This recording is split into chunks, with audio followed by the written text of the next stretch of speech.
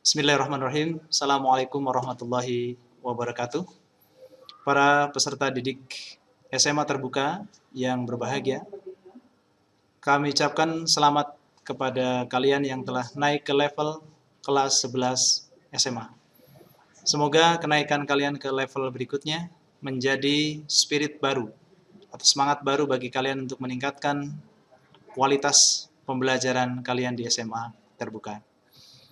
Selamat berjumpa kembali dengan saya Pak Sukadi, Guru PPKN SMA Terbuka.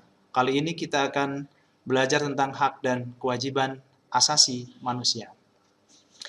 Di dalam kehidupan sehari-hari, tentu kalian pernah mendengar istilah hak dan kewajiban. Namun banyak orang yang tidak mengetahui apa itu hak dan apa itu kewajiban. Nah, oleh karena itu maka kalian harus mempelajari hak dan kewajiban asasi manusia ini sehingga kalian memahami hak dan kewajiban kalian. Namun sebelumnya, perhatikan tujuan pembelajaran berikut.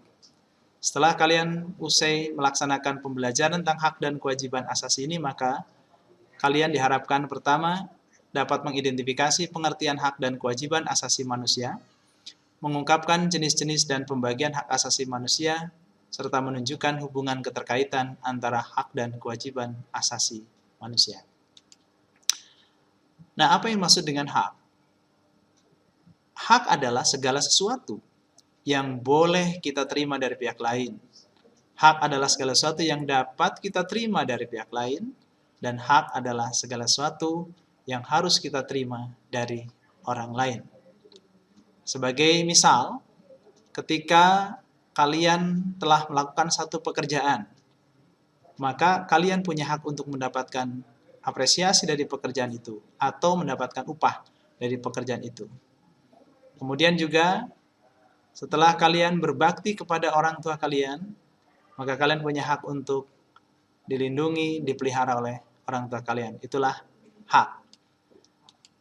Adapun yang dimaksud dengan hak asasi manusia adalah hak dasar yang dimiliki manusia secara kodrati dan selalu melekat pada diri manusia itu sendiri.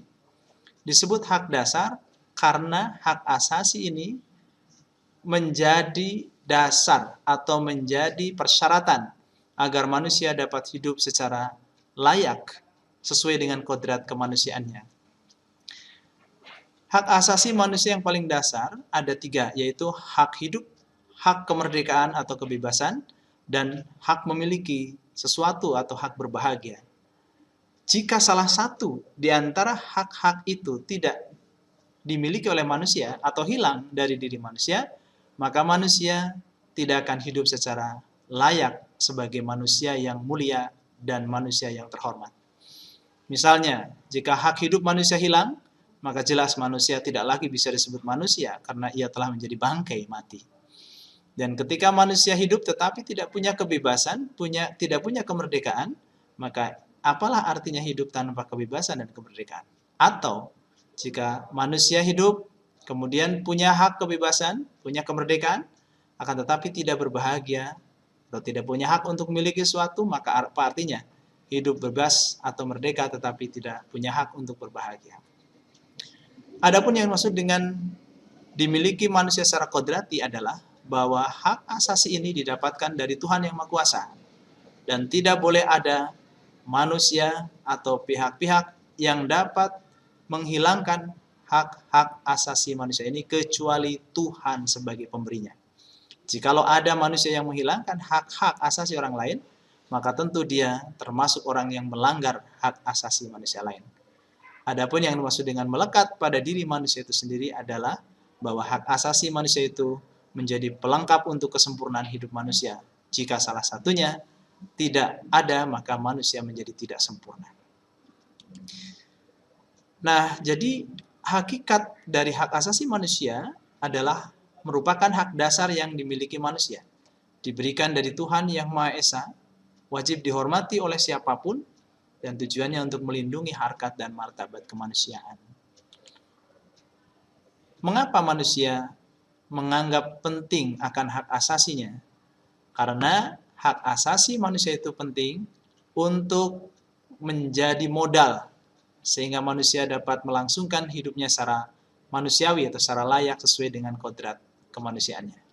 Itulah makanya sejak pertama kali manusia diciptakan oleh Tuhan Yang Maha Kuasa, perjuangan dan pembelaan terhadap hak asasi manusia selalu dilakukan dari generasi ke generasi selanjutnya. Hak asasi manusia yang paling pokok ada 3, yaitu hak hidup, hak kebebasan, dan hak berbahagia. Hak hidup adalah hak untuk hidup, di mana manusia tanpa hak hidup ia tidak bisa disebut manusia.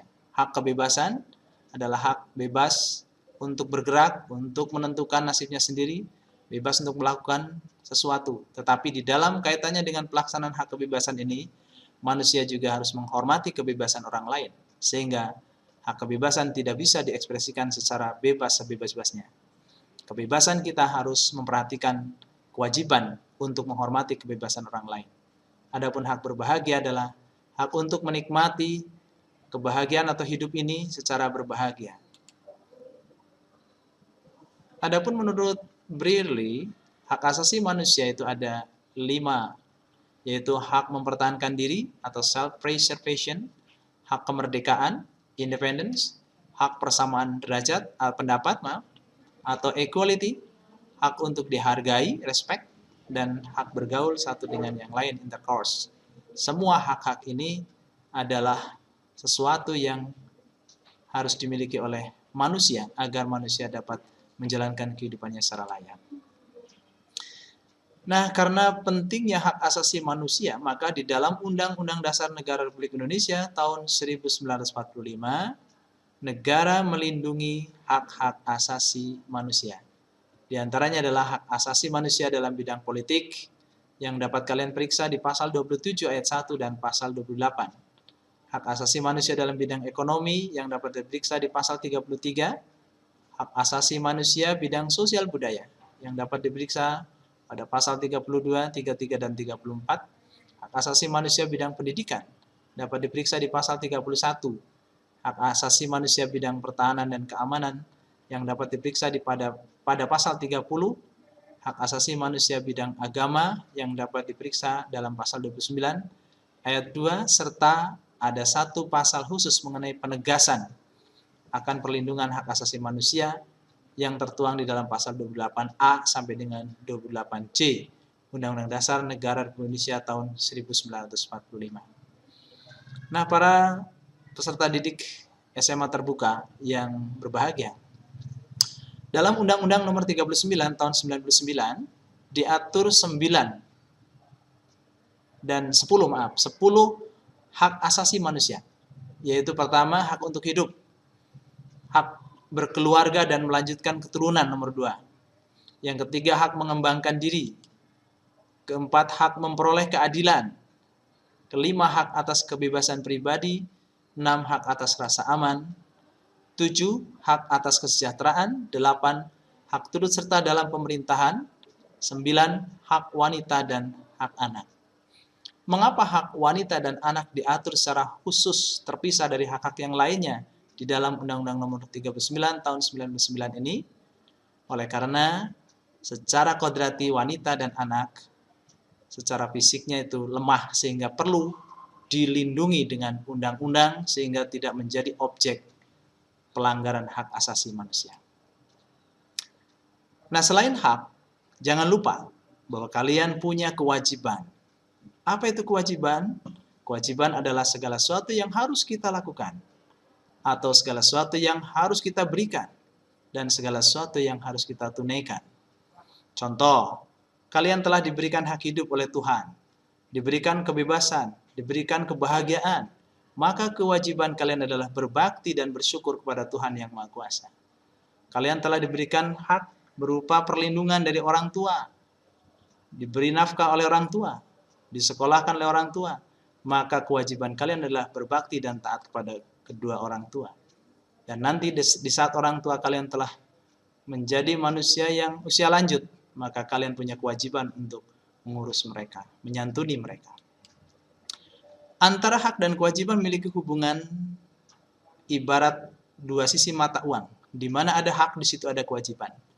Tidak sepatutnya manusia menuntut hak tanpa melakukan kewajibannya. Sebab di dalam hak yang kita terima, ada tersimpan kewajiban yang harus kita kerjakan. Demikian pula di dalam setiap kewajiban yang kita lakukan, maka di situ kita memiliki hak. Oleh karena itu, manusia yang bertanggung jawab adalah manusia yang mendahulukan kewajibannya, kemudian ia menuntut hak-haknya secara selaras, serasi, dan seimbang. Dan sebaliknya manusia yang egois adalah manusia yang hanya mampu menuntut haknya, sementara kewajibannya ia lalaikan. Nah, anak-anakku sekalian, para peserta didik SMA terbuka dimanapun kalian berada, semoga kiranya kalian dapat memahami apa yang saya sampaikan dan kalian dapat menyeimbangkan pemenuhan hak dan kewajiban kalian, sehingga kalian menjadi manusia-manusia yang bertanggung jawab terhadap diri, keluarga, masyarakat, bangsa, dan negara. Tetap semangat dan berprestasi. Semoga masa depan bangsa dan negara ini dapat menjadi lebih baik oleh karena tangan-tangan manusia Indonesia yang dapat menyeimbangkan antara hak dan kewajibannya. Terima kasih. Billahi taufik wal hidayah. Wassalamualaikum warahmatullahi wabarakatuh.